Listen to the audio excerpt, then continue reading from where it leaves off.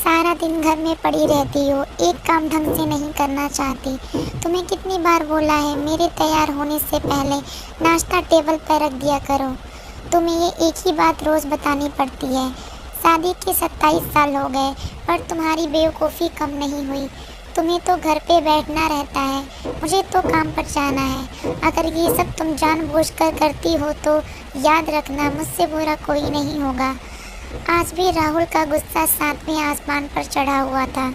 इन कटु शब्दों में अपना गुस्सा उतारते हुए, गीला तौलिया कुर्सी पर फेंकते हुए राहुल गुस्से से शोभा की तरफ देखने लगा। शोभा के लिए राहुल का यह बेवजह गुस्सा करना ये कोई नई बात नहीं थी। वह महीने में 3-4 बार शोभा पर बेवजह बरस पड़ता था। अगर शोभा अपनी ज़रूरत के लिए राहुल से कुछ पैसे मांगती तो वो भी इतना एहसान जताकर देता जैसे मानो उस पैसे पर शोभा का कोई हक नहीं हो। धीरे धीरे शोभा ने अपनी सारी ज़रूरतें और ख्वाहिशें उस घर की 4 दीवारों में दफन कर दी थी।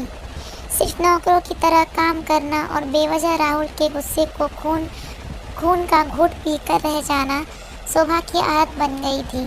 पहले शादी के 4-5 साल शोभा ने इसका विरोध किया पर कुछ सुधार नहीं हुआ तो अपनी किस्मत समझकर समझौता कर लिया।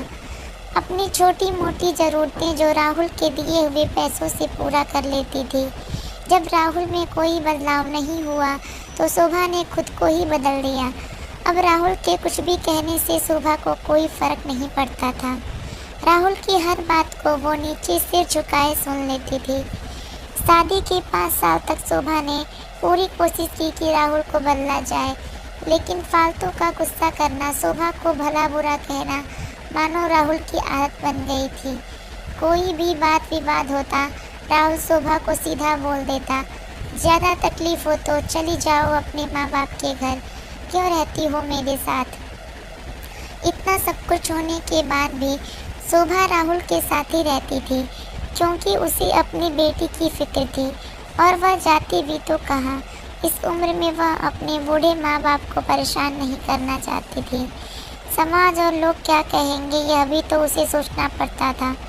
वह इतनी पढ़ी लिखी भी नहीं थी कि अपना और अपनी बेटी का पालन पोषण कर सके।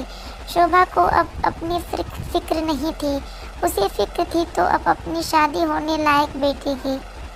शोभा नहीं चाहती थी कि पति पत्नी के झगड़े की वजह से पूजा डिस्टर्ब हो। पूजा की पढ़ाई पूरी हो चुकी थी, अब उसके लिए अच्छी शादी का इंतज़ार था। शोभा ने कई रिश्ते देखे लेकिन उसको अपनी बेटी लायक रिश्ता नहीं दिखता तो इनकार कर देती। 2-3 महीने बाद एक अच्छा रिश्ता आया। रिश्तेदारों और परिवार के लोगों ने भी बहुत तारीफ की थी। राहुल एक शाम अपनी बेटी के पास बैठकर बताने लगा, पूजा बेटा बहुत अच्छा लड़का है, पढ़ा लिखा है, बहुत बड़ा घर है, उस घर में तुम्हें कोई तकलीफ़ नहीं होगी, लड़के की बहुत अच्छी नौकरी है। ऐसे रिश्ते बार बार नहीं आते बेटा, बस इस बार मना मत करना। पूजा अपने पिता से ज़्यादा बात नहीं करती थी, शायद डरती थी या नफरत करती थी, लेकिन आज वो अपनी पूरी हिम्मत इकट्ठा कर बोली, मुझे अभी शादी नहीं करना है पापा, मैं नौकरी करना चाहती हूँ, खुद के पैरों पर खड़ा होना चाहती हूँ, मैं आत्मनिर्भर बनना चाहती हूँ। अपने पैरों पर खड़ा होना चाहती हूँ तो उसमें क्या बड़ी बात है। मैंने बात की है, लड़के से वह तैयार है, वह तुम्हें किसी बात से नहीं रोकेगा। पर पापा, नौकरी करना ना करना उसके ऊपर क्यों डिपेंड रहेगा? पूजा ने पूछा। मैं कह रहा हूँ ना, वहाँ तुम्हें किसी भी चीज़ की कोई कमी नहीं होगी।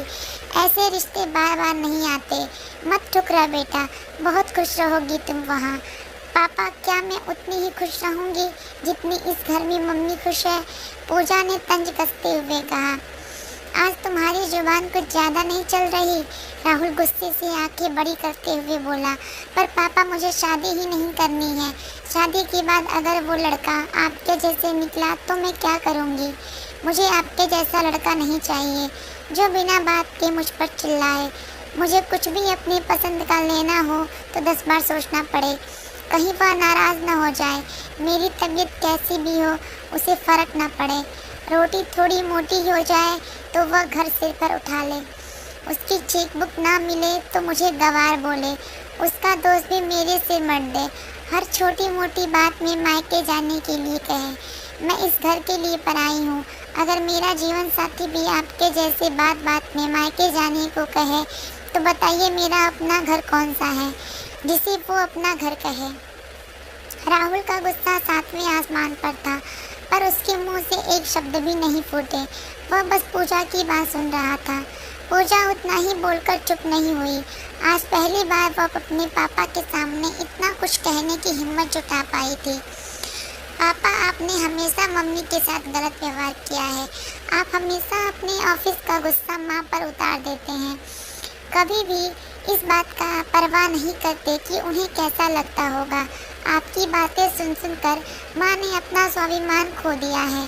पूजा ने राहुल का हाथ पकड़ा और बोली, पापा, आप सिर्फ एक सवाल का जवाब दें। क्या आप चाहोगे कि मेरा जीवन साथी ऐसा हो? अगर हाँ तो मैं शादी के लिए तैयार हूँ।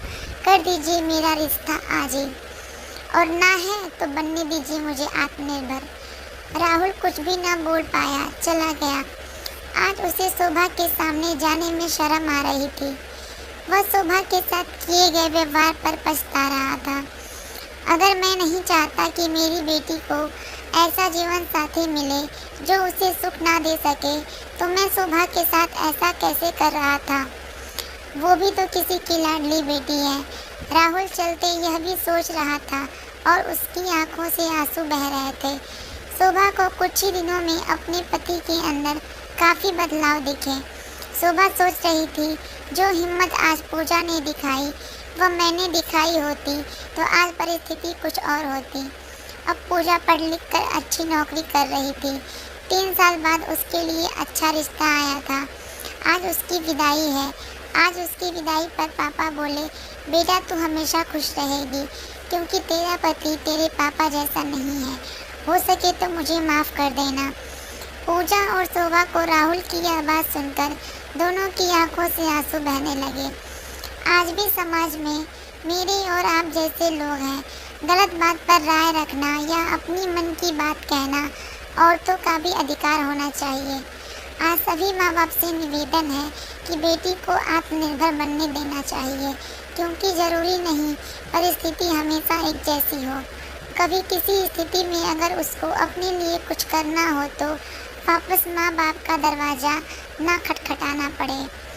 यह भी ज़रूरी नहीं कि उसके लिए आपने जिसको चुना है वह सही ही हो। जिस लड़की को अपने माँ बाप की परवाह है, या तो वह उस घर में घुटते घुटते रह जाएगी या नहीं सह पाई तो जान दे देगी। हत्यारा बनने से बदलाव कहीं ज़्यादा अच्छा है।